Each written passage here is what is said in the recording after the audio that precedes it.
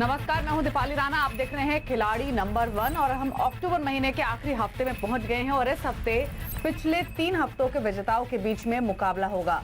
शुक्रवार को आपको मिलेगा अक्टूबर का खिलाड़ी नंबर 1 और इस हफ्ते हमारे साथ खेल में जो जुड़े हैं वो पिछले 3 हफ्तों के विजेता हैं।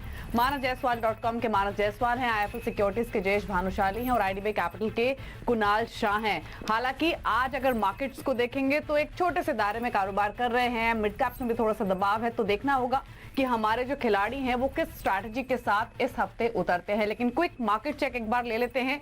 11,900 के लेवल्स पर निफ्टी ट्रेड कर रहा है, थोड़ा ऊपर नीचे हो रहा है। आज हमने मिड कैप्स और स्मॉल कैप्स में भी दबाव देखा है, क्योंकि मिड कैप इंडेक्स आप देखिए अब दिन के निचले स्तरों पर आ चुका है, थोड़ी मुनाफ वसूली यहाँ पर हावी होती हुई दिखी। और अगर आप सेक्टर स्पेसिफिक देखेंगे तो एनर्जी स्पेस यानी तेल गैस क्षेत्र में, साथ ही आज के सेशन में ऑटो, मेटल्स जो कि दिग्गज सेक्टर्स है वहां पर थोड़ा दबाव देखने को मिला है। लेकिन हाँ, स्टॉक स्पेसिफिक एक्शन आज ही भरपूर है, फिर चाहे वो दिग्गज स्टॉक्स हो या फिर मिड कैप और स्मॉल कैप कैटेगरी के शेयर्स ही क्यों ना हो। टॉप मूवर्स अगर आप देखेंगे तो Nestle, IndusInd bank, HDFC life, Adani ports, L&T जैसे शेयर्स में हम दिग्गजों में 1 से 2.5% तक का मूव आज के सत्र में देख रहे हैं। तो ये रुझान है आज के मार्केट्स का। लेकिन चलिए, सभी मेहमानों का स्वागत है और देखना है कि क्या स्ट्रैटेजी हमारे खिलाड़ी लेकर आते हैं। मानस, पहले आपका व्यू लेना चाहेंगे, आउटलुक क्या है इस हफ्ते के लिए मार्केट्स पर, निफ्टी को लेकर क्या सोच है आपकी और किस स्ट्रैटेजी के साथ आप आगे बढ़ेंगे आज? गुड मॉर्निंग दीपाली जी। देखिए, मेरा समझना है कि मार्केट का अंडरटोन बुलिश है। हालांकि पिछले करीब अगर 7-8 ट्रेडिंग सेशंस में देखिए तो निफ्टी एक रेंज में आ गया है। लोअर लेवल पे 11,800, 11,775 ये सपोर्ट दिखने लगा है और 12,000 रेजिस्टेंस है। तो निफ्टी में अगर आपको पोजीशन लेना है तो 12,000 के ऊपर लेना है, लेकिन आपके पास अगर लॉन्ग पोजीशन ऑलरेडी है तो 11,775 के स्टॉप लॉस के साथ, जो कि इसका 20 डे मूविंग एवरेज है, वहां पर बने रहे। आज इस हफ्ते की स्ट्रैटेजी ये रहेगी कि क्योंकि निफ्टी में कोई मेजर मूव नहीं है तो स्टॉक स्पेसिफिक होके, सेक्टर स्पेसिफिक होके ही ट्रेड करना चाहिए, लेकिन स्ट्रिक्ट स्टॉप लॉस जरूर फॉलो करना चाहिए क्योंकि हम एक कंसोलिडेशन देख रहे हैं। ठीक है, कुणाल, आपका व्यू क्या है मार्केट्स पर इस हफ्ते के लिए? ओवरऑल आप अगर मार्केट्स देखोगे तो एक रेंज बाउंड ट्रैजेक्टरी में ही रहे हैं। अंडरटोन डेफिनेटली बुलिश ही है, बट अभी यूएस इलेक्शंस है जो नेक्स्ट 10 डेज में आएंगे तो वॉलेटिलिटी थोड़ी हाई हो जाएगी। बट ओवरऑल 11,800 सपोर्ट है निफ्टी को और ऊपर में 12,000 का रेजिस्टेंस है।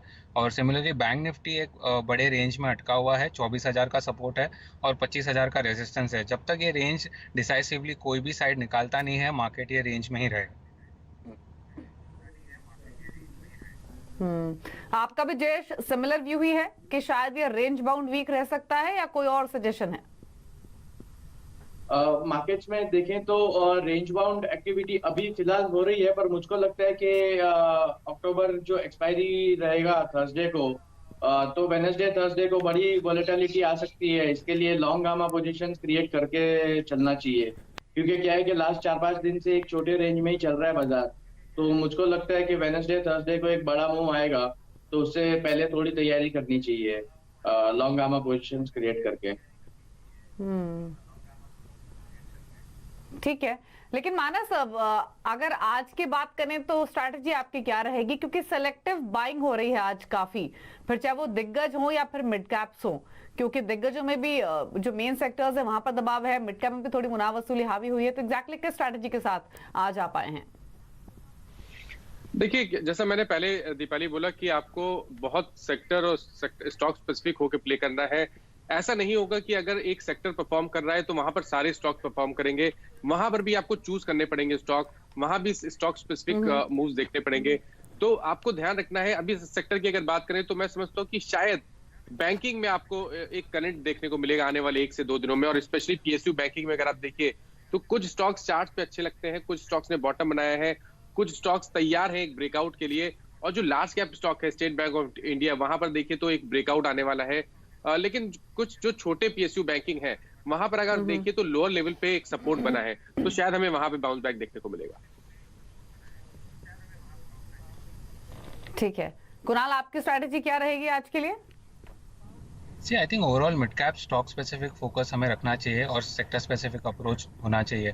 मार्केट्स इवेंचुअली रेंज बाउंड में ट्रेड करेंगे एंड बायस अपसाइड पे ही है। जो ब्रेकआउट आएगा, जैसे कि मेंशन किया था, 12,000 और 25,000 के ऊपर। बट स्टॉक स्पेसिफिक एक्शन अभी भी दिख रहा है मिड कैप्स और स्मॉल कैप्स में, तो वहाँ पे ही फोकस होना चाहिए। और सेक्टर स्पेसिफिक जहाँ पे मूवमेंट अच्छी खासी दिख रही है, वहाँ वहाँ पे ही हमें एक अप्रोच लेना चाहिए। ठीक है, लेकिन चलिए अब कौन कौन से स्टॉक्स हैं जो हमारे खिलाड़ियों ने आज पोर्टफोलियो में शामिल किए हैं, उससे शुरुआत करते हैं। जयेश, पहले आप बताइए आपका व्यू, क्योंकि यहाँ से पॉजिटिव लग रहा है, तो क्या खरीदारी की कॉल ज्यादा है आपके पास आज, और साथ ही पहला स्टॉक कौन सा है? जी हाँ, तो अगर आप देखें तो FIIs का जो ट्रेंड है बाजार में, वो कैश मार्केट में लॉन्ग हो रहा है और डेरिवेटिव में वो थोड़े अनवाइंडिंग कर रहे हैं। तो मुझको लगता है कि मिक्स्ड रहेगा, मतलब स्टॉक स्पेसिफिक एक्शन रहेगा। तो आज हमने 2 बाय दिए हैं और 1 सेल दिया है। तो जो 2 बाय दिए हैं हमने, उसमें पहला बाय रहेगा ट्यूब इन्वेस्टमेंट्स पर। अगर आप ट्यूब इन्वेस्टमेंट्स को देखें तो कंपनी ने अच्छे नंबर्स दिए हैं अभी, और जो उनकी मार्जिन्स हैं वो एकदम हाईएस्ट चाहिए अभी तक की। और अगर आप टेक्निकली देखें तो एक सिमेट्रिकल ट्रायंगल पैटर्न होता है, उसको ब्रेकआउट देता हुआ नजर आ रहा है स्टॉक, और वॉल्यूम में भी काफी अपटिक आया है 1-2 दिन पहले। तो मुझको लगता है कि यहाँ से आराम से इस स्टॉक में 8 से 10% बन सकते हैं क्लाइंट्स के। तो हमने क्लाइंट्स को भी ये रेकमेंड किया है, और यहाँ पे भी मैं रेकमेंड करना चाहूंगा विद स्टॉप लॉस ऑफ 610, और इमीडिएट टारगेट रहेगा 660 से 680 का। ठीक है, तो 8 से 10% के रिटर्न्स मिल सकते हैं ट्यूब इन्वेस्टमेंट में, ये भरोसा है जयेश को, और इसीलिए 660 680 के टारगेट्स के लिए खरीदारी की सलाह है 610 के स्टॉप लॉस के साथ। ट्यूब इन्वेस्टमेंट पहले पिक। मानस, आपकी कॉल क्या रहेगी पहली? दीपाली, जैसे मैंने पहले मेंशन किया कि PSU बैंकिंग में स्ट्रेंथ है और शायद हमें एक डिसेंट बाउंस बैक देखने को मिलेगा, तो PNB को मैंने चूज किया है एक लॉन्ग पोजीशन के तौर पे। और उसका रीजन ये है, देखिए अगर आपको याद हो तो मई में भी 26 से 27 रुपए के आसपास बॉटम बना था PNB में, और वहां से बाउंस बैक देखने को मिला था। पिछले करीब 7-8 सेशन से देखिए तो स्टॉक 26 रुपए के नीचे नहीं फिसला है, और आज के पैटर्न को देख के लगता है कि यहाँ से एक मीनिंगफुल बाउंस बैक देखने को मिलेगा PNB में। तो खरीदारी करें, 31 रुपए के टारगेट रहेंगे, और 26 रुपए 90 पैसे ये आपका स्टॉप लॉस के स्तर रहेगा। सरकारी बैंक पर दाव लगा रहे हैं मानस। पंजाब नेशनल बैंक को चुना है 31 के टारगेट के लिए, 26.90 का रखना है स्टॉप लॉस, और मौजूदा स्तरों पर खरीदारी का सजेशन है। कुणाल, आप बताइए पहला स्टॉक आपके पोर्टफोलियो का। मेरा जो पहला स्टॉक मैं ऐड करूंगा वो है KEC। आप ओवरऑल वॉल्यूम्स देखोगे तो स्टॉक में पिकअप हो रहे हैं लास्ट 2-3 दिन से।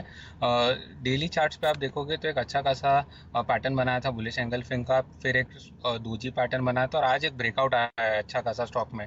तो मोमेंटम बाय साइड पे ही है, और इनिशियल फर्स्ट जो रेजिस्टेंस है वो स्टॉक को 353 के आसपास है। अगर वो वॉल्यूम्स के साथ ब्रेक करता है तो 380 390 तक के लेवल्स भी दिख रहे हैं स्टॉक में।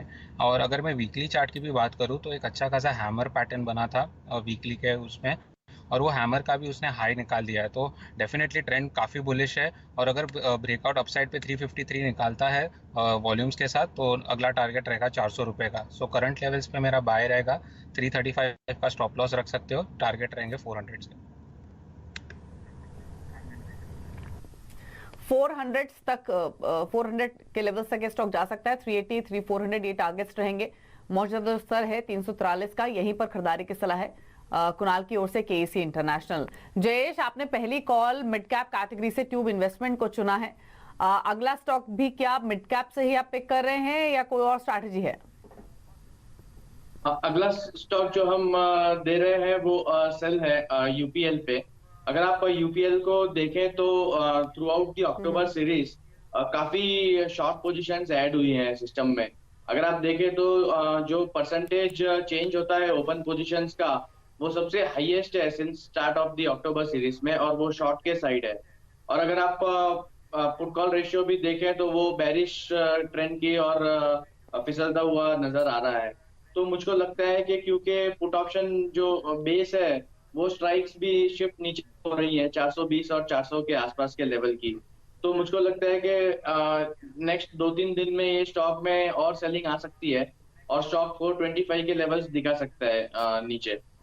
तो इसको शॉर्ट सेल करना चाहिए विद स्टॉप लॉस ऑफ 452, और इमीडिएट टारगेट रहेगा 425 का। ठीक है, तो 444 के लेवल पर बेचने की सलाह है UPL। स्टॉक ऑलरेडी वीक है और दिन के निचले स्तरों के नजदीक ही ट्रेड कर रहा है, लेकिन इन स्तरों से भी नीचे जाने की पॉसिबिलिटी है। तो 425 के टारगेट इन्होंने चुने हैं।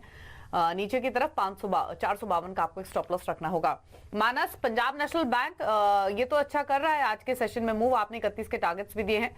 दूसरी पिक क्या है?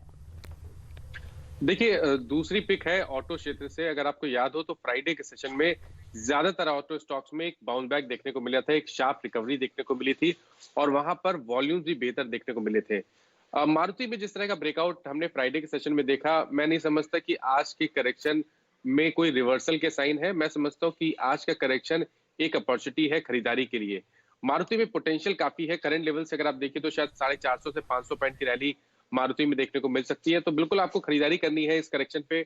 68.99 के स्टॉप लॉस रखे और 7500 के टारगेट्स रहेंगे।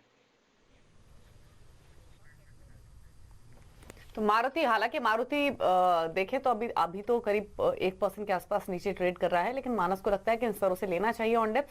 7500 के टारगेट के लिए 6899 का स्टॉप लॉस रखना होगा। तो मारुति पर खरीदारी की कॉल मानस की ओर से आते हुए कुणाल, केईसी इंटरनेशनल आपने बताया 380-400 के टारगेट्स के लिए, दूसरी रिकमेंडेशन आपकी क्या है? मेरा दूसरा रिकमेंडेशन है अडानी पोर्ट्स। अगर आप उसका वीकली भी चार्ट देखोगे तो एक अच्छा खासा ब्रेकआउट आया स्टॉक में, प्लस फ्राइडे में क्लोजिंग में भी वॉल्यूम्स काफ़ी अच्छे थे एंड आज 370 का लेवल जो प्रीवियस रेजिस्टेंस था स्टॉक का, वो आज उसने ब्रेक किया है। तो डेफिनेटली स्टॉक काफ़ी पॉजिटिव है एंड एक अच्छी खासी रैली स्टॉक में आने के लिए रेडी है। तो करंट लेवल्स पे आप बाय भी कर सकते हो। 365 का स्टॉप लॉस रहेगा एंड अपसाइड टारगेट रहेंगे 400 रुपये के। अदानी पोर्ट्स दिन के ऊपरी स्तरों पर कर रहा है ये स्टॉक ऑलरेडी ट्रेड। 7.25 रुपए की मजबूती है। 371-371-50 के लेवल्स देखने को मिल रहे हैं। इन्हीं स्तरों पर खरीदारी की सलाह है। 400 के टारगेट्स के लिए 363 का स्टॉप लॉस रखना होगा। तो ये कॉल आई है कुणाल की ओर से अदानी पोर्ट्स और इनफैक्ट तीनों खिलाड़ियों ने हमारे अब तक 2-2 कॉल्स आपको रेकमेंड की हैं। एक कॉल और है इनके पोर्टफोलियो की जो हम आपके सामने लेकर आएंगे। अभी एक छोटे से ब्रेक का वक्त हो रहा है, जल्द वापस लौटेंगे। आप देखते रहिए खिलाड़ी नंबर 1।